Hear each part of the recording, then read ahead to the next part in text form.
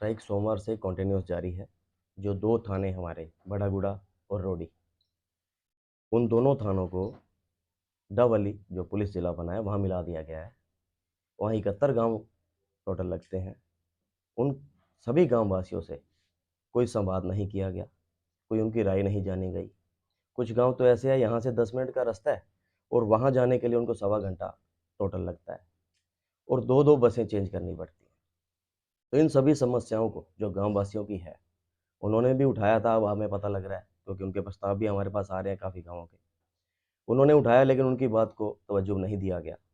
इसलिए bar association ने ये निर्णय लिया है कि ये जो फैसला सरकार का है, ये रीज़नेबल नहीं है, गाँव वासियों के अहित में है, इसलिए उनके साथ हम खड़े हो गए हैं।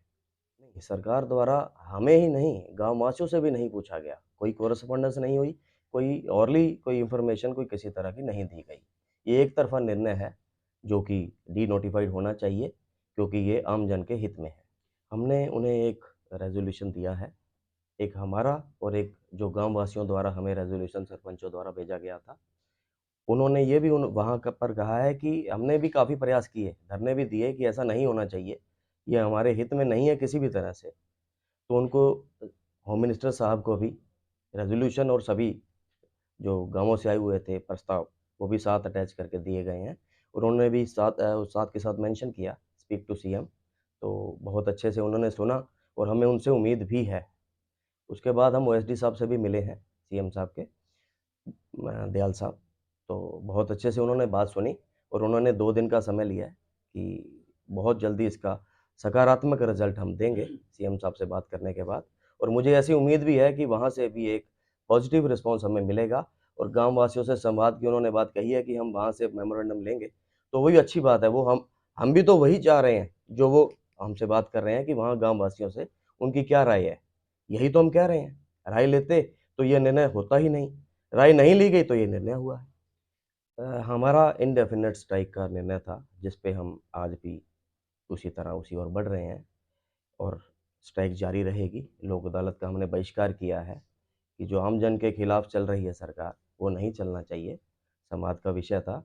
और इंडेफिनिट स्ट्राइक है, इसको आगे प्रोटेस्ट को और कैसे बढ़ाया जाए, धरने प्रदर्शन, क्योंकि हमारे यहाँ डिप्टी सीएम साहब हैं, कैबिनेट मंत्री हैं और भी एमएलए साहब हैं, वो भी हमें सहयोग कर रहे हैं। तो उन सभी का सहयोग भी मिल रहा है, तो इसको हम डी-नोटिफ़ाइड करवा के ही रहेंगे क्योंकि ये 71 गाँवों के लोगों के अहित का सवाल है।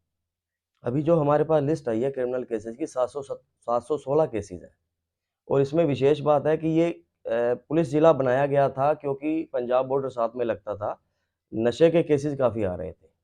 लेकिन उनको बताना चाहेंगे कि ये स्पेशल कोर्ट जो एनडीपीएस की है वो सिरसा में है, वो तो केस यहीं रहेंगे और इसका पर्पज़ क्या है ये अभी तक सफल नहीं, हमें हमें समझ में नहीं आ रहा कि किसके रेज़ोल्यूशन पे, किसकी बात पे, किसके प्रयास से ऐसा हुआ है, ये समझ नहीं आ रहा है कि सरकार ने ऐसा किया ही क्यों? आज जिला बार संघ के जो साथी इकट्ठे होके रेजुलेशन डाल के या कुछ अपनी कार्रवाई कर रहे थे, उसमें कुछ चीज़ें आप लोगों के मार्फत से प्रशासन को और आमजन को बताने की ये है। बेसिकली एक डेमोक्रेसी का सबसे बड़ा फलसफा होता है कि जब भी लोक हित के या ज़्यादा लोगों से जुड़े हुए फैसले करने हो, तो लोगों से रायशुमारी करनी चाहिए। तो एक ये जो मामला है, इसमें जिला पुलिस बनाना डबल ई में ये तो अपने आप में सरकार का फैसला है। हालाँकि ये भी इस पे भी संशय हैं, सवाल हैं।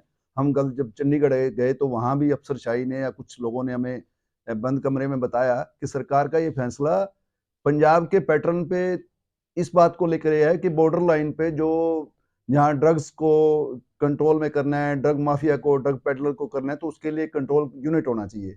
वो यूनिट अपने आप में टेक्निकल बात है, जिला बना दिया, उसको लेकर के हम कोई सरकार पे सवाल खड़े नहीं कर रहे।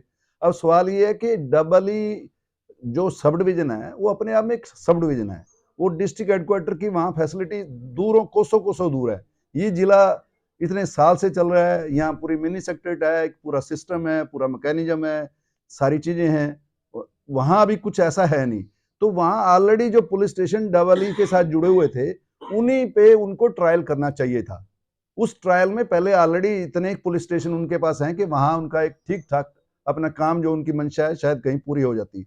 अब ये 2 पुलिस स्टेशन रोड़ी और बड़ागुड़ा को जोड़ने की जो बात है, इसका नोटिफिकेशन इसका प्रोसेस, और ये चीजें आप उठा के देखोगे सारा ऑफिस में बैठ के किया हुआ काम है। जैसे ऑफिस में कोई नक्शा उठा लेंगे, उस नक्शे में कहेंगे ये पुलिस स्टेशन उधर डाल दो और ये डाल दो।